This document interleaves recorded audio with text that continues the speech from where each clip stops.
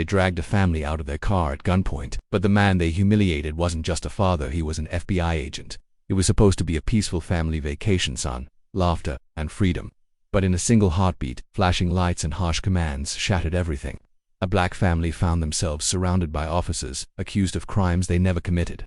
Fear filled the children's eyes, but what the police didn't know was about to turn their arrogance into shame. The family's road trip had been filled with laughter, music, and simple joy.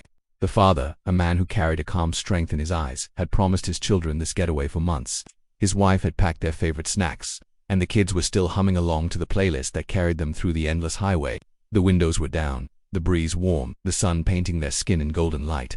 They had left the noise of the city behind, chasing the promise of peace and togetherness. For the children, this was more than just a trip, it was a chance to see their father, usually burdened by work, smiling freely, relaxed, alive in the moment.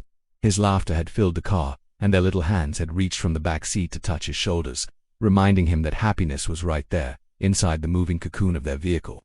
But as they pulled over on a quiet roadside to stretch, everything changed. The air shifted. What was once filled with the sound of birds and the rustle of leaves became pierced with sirens, screaming into the silence like a predator announcing itself. Within seconds, patrol cars boxed them in from both sides. Doors slammed, boots hit the pavement, and voices thundered commands that sliced through the family's peace. The father barely had time to reassure his wife before rough hands yanked the door open. The officers shouted, their tones dripping with hostility rather than authority. The father raised his hands instantly, his training reminding him not to resist, not to escalate. But to his children, it looked like their hero was being taken, dragged into a nightmare they couldn't understand. The little boy cried out, his small fists pounding against the car window, as the youngest daughter's voice cracked in terror. They screamed as rough hands pushed them down, treating them like criminals for nothing more than the color of their skin. The father stayed calm, though his chest burned with rage. He could taste the injustice, bitter as poison, but his mind was disciplined, his spirit unshaken. He watched the officers' eyes not. One of them looked at him as a man, a father, or even a human being. To them, he was reduced to a threat, stripped of dignity, shackled by their prejudice. His wife tried to speak, her voice trembling with both fury and desperation, but an officer raised his hand toward her, silencing her before words could break free. Her heart pounded so loud she thought it might tear from her chest. She reached for her children, shielding them, whispering reassurances she didn't fully believe. The gravel beneath the father's knees bit into his skin as they forced him down. He clenched his jaw, inhaling slowly, grounding himself in the memory of his children's laughter just minutes earlier. He knew who he was. He knew the power of the badge that rested in his wallet, unseen, unacknowledged, but he also knew the danger of revealing it too soon, in the heat of their arrogance, with guns trembling in their hands. One wrong move, one sudden motion, and everything could end before truth had the chance to breathe. Time dragged like a blade. Seconds stretched into hours in the minds of the children, who could not understand why their father's kindness, his integrity, his gentleness had been answered with violence. They saw his wrists in cuffs, his body pressed against the hood of his own car, and the image seared itself into their innocence. Their cries grew weaker, not from comfort, but from exhaustion, from the soul-crushing weight of fear. The father remained silent, waiting. He listened to the officers mutter to each other, accusing him of stolen property, of fitting some vague description, of crimes that shifted with each sentence. Not one accusation held truth, not one carried evidence. They were weaving a net of lies to justify the storm they had unleashed. But he waited because patience was his sharpest weapon. Minutes passed. The officers searched the car, tossing aside luggage, scattering clothes, crushing snacks beneath their boots. The wife pleaded, begged them to stop, her voice cracking until it bled, but their eyes never softened. They laughed, mocked, sneered as if the family's suffering was entertainment. They didn't see children, they saw suspects. They didn't see love, they saw lies. And yet the father watched, holding his composure like steel under fire. And then the moment came. One officer, sneering as he held up the father's wallet, flipped it open casually, ready to mock the identity of the man they thought was nothing. But his smirk vanished, replaced by the pale horror of realization. The badge glinted under the fading sun, an eagle etched in gold, 3 letters that turned arrogance into ashes, FBI. The silence that followed was heavier than any shout. The other officers froze, their hands trembling as their weapons lowered. The father's calm voice finally broke through the stillness. His words were steady, deliberate, each syllable carrying the weight of a storm. You've made a mistake, and it won't be forgotten. The children, still clutching their mother, watched as the men who had towered over them shrank into shadows. Their arrogance had dissolved into fear, their authority crumbled into shame. They stammered apologies, tried to untie the knots they themselves had created. But no apology could erase the trauma burned into the eyes of 2 children who had just learned what the world could be. No words could soften the pain of a wife who had seen her husband treated like prey. The father stood tall, not because of his badge, but because of his strength, his resilience, his refusal to be broken. He looked at the officers, not with vengeance, but with a silence that cut deeper than rage. They knew in that silence their careers, their reputations, their very lives were forever changed. The road trip would never be the same. The family continued on, but laughter was replaced with quiet reflection. The father drove with steady hands, his wife holding the children close in the back seat. They asked questions. Why did they do that? Why didn't they listen? Why did they hate us? And though the father's heart ached, he answered with honesty. He told them the truth of a world still learning, a world still broken, but one where justice could be fought for, and dignity protected. And as the night swallowed the road, the stars above seemed to listen. A family, once threatened, now held tighter than ever. Their bond unbroken, their love louder than fear. The father knew this wasn't just about him, it was about every man, every woman, every child who had faced the same shadows. His story was a mirror to countless others. But in his silence, in his patience, and in his truth, he had shown his children something greater than fear. He had shown them the meaning of resilience. The officers were later held accountable. Investigations tore apart their lives, exposing the roots of prejudice they had watered with arrogance. They were no longer untouchable. Their power was stripped, their names dragged into the light they once used to blind others. Justice had come, not with fire, but with truth. And the family. They healed slowly, carrying scars that would never fully fade, but they healed together. Each laugh that returned was a victory, each smile a defiance against the shadows. The father remained who he always was, a protector, not just for his family, not just for his country, but for the truth that every human being deserved to stand free, unbroken, unafraid. The mother pleaded, her voice breaking as her children cried. Her arms were spread like fragile wings, desperate to shield them, though she knew she couldn't. Each word that left her lips was raw with fear and fury, a cry not just to the officers who towered over them, but to the universe itself, pleading for mercy, pleading for reason, pleading for her family's safety. Her voice wavered, shaking like glass about to shatter, yet she did not stop. The sound carried across the roadside, a symphony of pain that cut deeper than any blade. But to the men holding the power, her words meant nothing. They glanced at her with contempt, dismissing her desperation as noise. The children's sobs filled the air, piercing and sharp. Tiny voices struggling against the weight of the injustice pressing down on them. The little girl's cheeks were stained with tears, her small fists trembling as she clung to her mother's side. Her brother, slightly older but still just a child, tried to be brave. He tried to stop his tears, swallowing his cries so his father wouldn't see him break. But bravery was hard when the people with guns and badges weren't protectors but predators. His chest heaved, his breath shallow, his innocence splintering with every second that passed. Through it all, the father stayed calm, his composure a fortress against the chaos that surrounded them. His eyes, steady and unwavering, carried the weight of years of training. His career had taught him patience in the face of storms, silence in the presence of arrogance, restraint where others might have surrendered to rage. He knew that anger would only feed the fire. He knew that one wrong word, one sudden movement, could turn the nightmare into tragedy. So, he did the hardest thing a man could do. He swallowed his pride and waited. He warned the officers to check their assumptions. His voice measured, almost gentle, though it carried an authority that could not be ignored. Yet they did ignore it, blinded by arrogance that ran deeper than law, deeper than reason. To them, this was not a man with a family, not a father trying to keep his children safe. To them, he was a silhouette defined by skin color, a suspect in their minds before a word had even been spoken. His calmness only fueled their disdain, as though dignity itself was an insult. Papers, badges, rights, none of it mattered. His warnings fell on deaf ears. The law they claimed to protect became a hollow mask, their actions exposing the truth that their authority was built not on justice, but on prejudice. They had forgotten what the badge meant, they had forgotten their oath. They saw only what they wanted to see, danger where there was none, guilt where there was innocence, shadows where there should have been light. Yet the father knew justice would arrive the moment he revealed who he truly was. That knowledge burned quietly within him, a truth he carried like a hidden sword. But swords were not drawn recklessly, and he was too wise to brandish his badge in the heat of their frenzy. If he moved too soon, if he reached too quickly, their fear might translate into violence, and bullets did not ask questions. He had seen it before, had studied the aftermath of panic, of officers who fired because they could not see past their own prejudice. He would not let that happen to his children, so he waited. His mind drifted in the stillness he forced upon himself. He thought of his son's laughter on the car ride, the way he had bobbed his head to the music, out of rhythm but full of joy. He thought of his daughter's little hands pressed against the window, pointing out shapes in the clouds as though the sky belonged to her imagination. He thought of his wife, the way she had looked at him just hours ago. When the road was calm, her eyes soft, filled with trust. That was the reality of who they were, a family, fragile and strong all at once, not criminals, not suspects. A family simply trying to live, to breathe, to exist.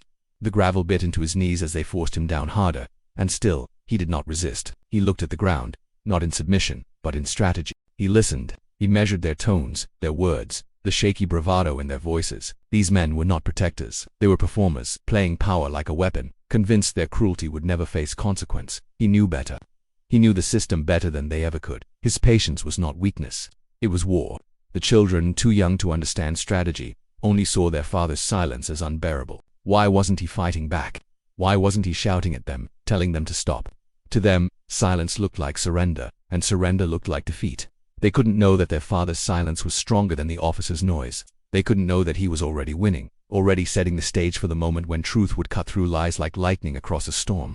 The mother's pleas grew softer, her voice breaking under the strain. Her throat burned, her words raw. She tried to reason, to remind them they were human beings, but humanity was invisible to men drunk on power. She tried to appeal to their sense of law, but law was nothing but a costume draped over their prejudice. She tried to beg for her children's sake, but compassion had long fled from their eyes. Finally, her words turned into sobs, her strength collapsing into quiet trembling as she pulled her children into her arms.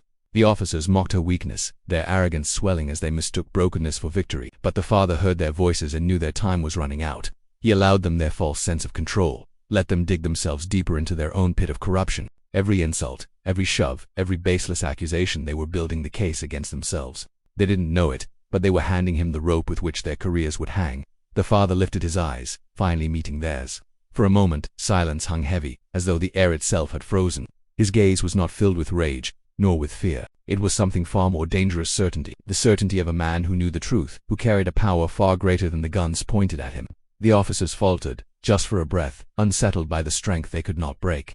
And then, as one officer reached for the father's wallet with the smug grin of a man convinced he'd uncovered something incriminating, the storm began to shift. The leather folded open in his hand, his mocking laughter already forming until it caught in his throat. His face drained of color, his hand trembling as his eyes locked on the badge inside. It glistened in the sunlight, golden and undeniable. 3 letters that cut sharper than any blade: FBI. The silence that followed was deafening. With steady hands, he spoke. "I'm a federal agent." The words did not thunder. They did not shout. They did not need to. They cut through the chaos with the precision of a blade, sharp and undeniable. Silence fell so heavy that even the wind seemed to hold its breath. The world paused, the weight of truth pressing down like an invisible force. For a moment, it was as if time itself had stopped spinning, caught in the gravity of revelation. The badge glinted in the sun, its reflection sharp and blinding. Heavier than the guns that only moments ago had been aimed at his chests. It wasn't just metal, it was authority forged from years of service. A symbol that carried weight far beyond the roadside where they stood. That small rectangle of leather and gold carried stories of justice, of lives saved, of sacrifices made. And now, in this moment, it carried the crushing shame of the men who stood exposed before it. The officers, who only minutes ago barked commands with arrogance dripping from their tongues, suddenly felt the ground slip beneath their feet. Their arrogance crumbled into fear. Not the kind born from danger, but from exposure. Realization struck each of them like a hammer to the chest. The man they had humiliated, the man they had thrown to the ground in front of his children, was no criminal. He was the very thing they pretended to serve. He was a protector of the law, a guardian of the very justice they had twisted into a weapon of prejudice. The father's voice lingered in the air, steady and controlled, his tone offering no comfort, no forgiveness. He didn't need to raise it. The silence that followed his words was louder than any scream. It was a silence that stripped them bare, a silence that forced each man to confront the reflection of his own corruption. Their hands, once steady on the triggers, began to tremble. Their eyes, once narrowed with authority, darted nervously. They shifted uncomfortably, caught between the instinct to deny and the inability to escape. The children clung tighter to their mother, their small hands gripping her clothes with desperate force. The tears that had streaked their faces hadn't yet dried, and their little bodies shook with the remnants of terror. But even in their fear, they could sense a shift. They could see that something powerful had changed. Their father was no longer just the man they loved. He was someone bigger, someone whose quiet strength had turned the tide. They didn't fully understand what FBI meant, but they understood enough. Their father was not powerless. The mother, her throat raw from pleading, pulled her children close and stared at the officers with eyes that no longer begged. Her fear had burned itself into something else, fierce and righteous. She had watched them break her heart with their cruelty, had felt the helplessness of seeing her family treated like criminals. But now she saw them falter, saw the cracks in their armor of arrogance. And for the first time since the nightmare began, she allowed herself to breathe. The officers stood exposed. Their prejudice, once disguised as procedure, was now chains wrapping around their necks. They tried to mask it with forced apologies, mumbled excuses, stuttering words that carried no conviction. But there was no mask strong enough to cover what had been revealed. Every action they had taken, every shove, every accusation, every thread was all now evidence against them, evidence of their corruption, their failure, their betrayal of the very oath they had sworn to uphold. The father rose slowly, unshaken, brushing the dust from his clothes with deliberate movements. Each motion was a reminder that they had not broken him, that despite their efforts to strip him of dignity, he still stood taller than them. He looked at each of them in turn, his gaze steady, unflinching. He didn't need a shout to make them feel small. His silence, his very presence, was judgment enough. He thought of his children behind him, of the way their cries had cut through him like blades. He thought of the way his wife had pleaded, her voice echoing in his heart. And though part of him longed to unleash his fury, to make them feel the weight of his rage, he knew better. He knew true justice wasn't loud, it was methodical, precise, inescapable. These men weren't going to be destroyed by his anger. They were going to be destroyed by the truth. One officer finally spoke, his voice trembling, trying to regain control. "Yes, sir?"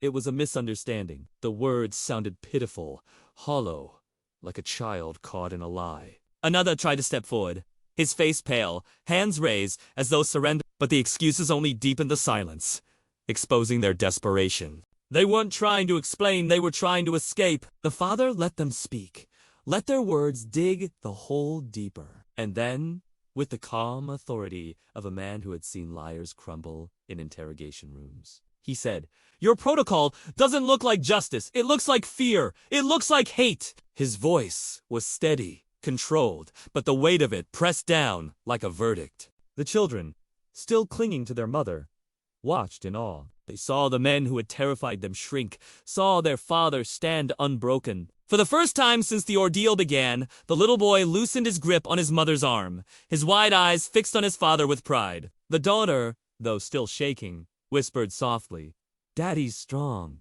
And in that moment, they weren't just seeing their father, they were seeing resilience, courage, justice embodied in the man who had protected them, not with fists or fury, but with patience and truth. The scene hung in the balance, heavy with the weight of accountability that could no longer be avoided.